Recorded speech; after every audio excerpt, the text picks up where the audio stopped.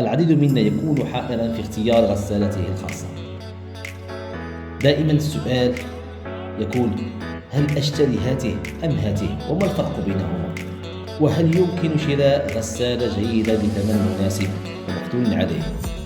غسالة جيدة بثمن مناسب، لأن هناك عوامل أو برامج يجعل الغسالة باهظة الثمن ونحن في غنى عنها.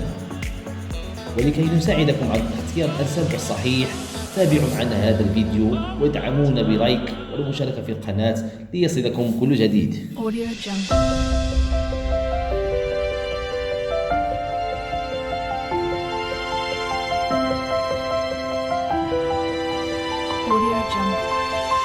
السلام عليكم ورحمة الله تعالى وبركاته. موضوع اليوم هو كيف يتم تحديد أو اختيار آلة الغسيل المناسبة لي.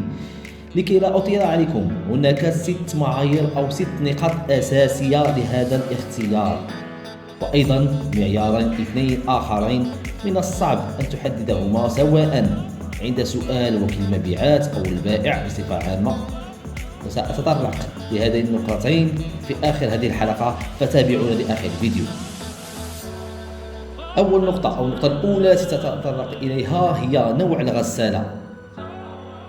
هل هي التي لديها باب في الأعلى يعني توب، أو باب أمامي نسميها فرونتال؟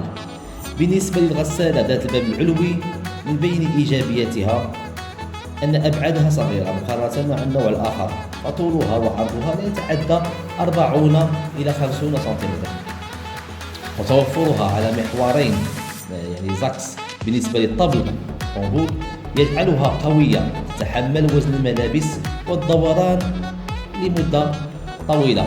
وسلبيتها أنها لا تتعدى حمولتها 5 إلى 8 كيلوغرامات، وأنه ضروري أن يكون تدفق جيد للماء نظرا لوجود حامل المسحوق، نتكلم على باك دو برودوي ملتصق بالباب الذي يجعل من الضروري رشه بالماء جيدا لكي يسيل هذا المسحوق إلى الطبل الذي يوجد به الملابس. أما بالنسبة للغسالة ذات الباب الأمامي، من بين إيجابياتها يمكن لنا استغلال الجزء الأفقي منها أو وضعها تحت سطح العمل بالنسبة للمطبخ، وأنها يمكننا وضع رفوف أعلى هذه الغسالة. ولهذا يجب أن أحدد أولا هل المكان الذي يوجد لدينا صالح للغسالة من النوع الأول أو من النوع الثاني. النقطة الثانية هو حمولة الغسالة، وهذا لتوفير الطاقة لكي لا نقوم باستخدام متكرر لها. فلشخص الواحد ننصح بالغسالة ذات الحمولة بين 5 إلى 6 كيلوغرامات، ومن 6 إلى 9 كيلوغرامات للشخصين، ومن 9 إلى 12 كيلوغرام للعائلة.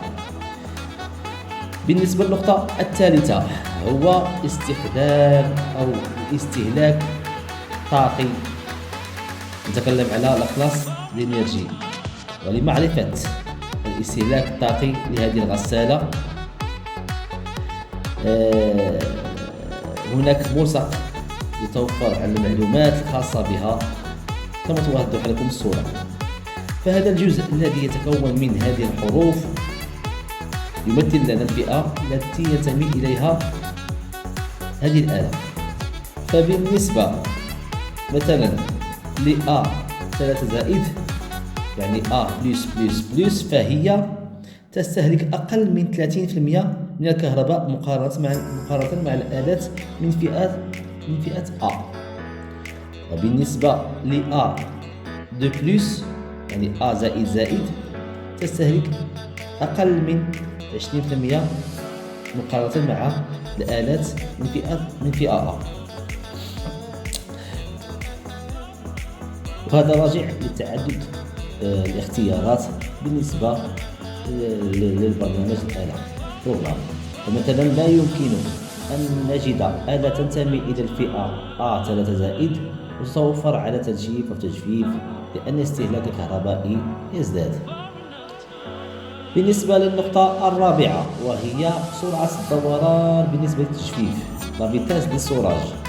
لدينا غسالات عدد دوراتها أقل من 1100 دورة في الدقيقة، وأخرى بين 1100 دورة في الدقيقة إلى 1300 دورة في الدقيقة، ونوع آخر لديه أكثر من 1300 دورة في الدقيقة. واختيارنا راجع لدرجة الحرارة المتوسطة لهذه المنطقة. صراحة أقل من 1100 دورة في الدقيقة كافي جدا لمنطقة معتدلة، لأن الغسالات ذات الدوران العالي تكون باهظة الثمن مقارنة مع الغسالات الأخرى. النقطة الخامسة، نتكلم عن البرنامج البروغرام. المهم لنا بالنسبة للبرنامج أن يتوفر على البرامج الأساسية أو الاختيارات الأساسية كبرنامج نوع الغسيل، يعني نوع الغسيل أبيض أو ألوان أو غسيل دقيق أو إلى غير ذلك. اختيار آخر كالاختيار الاقتصادي أو السريع الذي لا يتعدى في أغلب الأحيان 30 دقيقة. واختيار درجة الحرارة لأنه من الأحسن التحكم فيها. درجة الحرارة هي من الأسباب الرئيسية في الاستهلاك العالي للطاقة الكهربائية. وهناك سيارات أخرى حديثة كتقنية البخار التي تعمل على قتل الجراثيم المسببة للحساسية بالنسبة للملابس وإزالة الروائح الكريهة ومضادة للانكماش الملابس إلى غير ذلك. النقطة السادسة والأخيرة وهو مستوى الصوت ومستوى الضجيج عند عمل هذه الغسالة. نتكلم هنا عن نيفو سونور. المستوى العالي في الصوت يكون عند مرحلة التجفيف، فمن الأحسن اختيار غسالة ذات تجفيف أقل من 73 ديسيبل. ديسيبل هي وحدة الصوت، لأنها تكون أقل إصدارا للصوت. والنقطتين المهمتين الأخيرتين، يعني قبل الشراء يجب معرفة هل قطع الغيار موجودة متوفرة بثمن مناسب أم لا. هذا هو السؤال الأول أو النقطة الأولى. أما بالنسبة للنقطة الثانية المهمة والمهمة جدا، هل الغسالة قابلة للإصلاح أم لا؟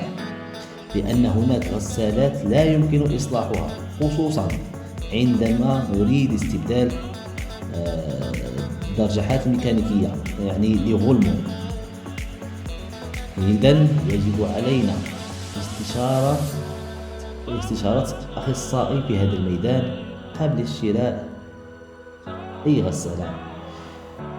إلى هنا أتمنى أن تكونوا استفدتم من هذه الحلقة، وأي سؤال تريدون أن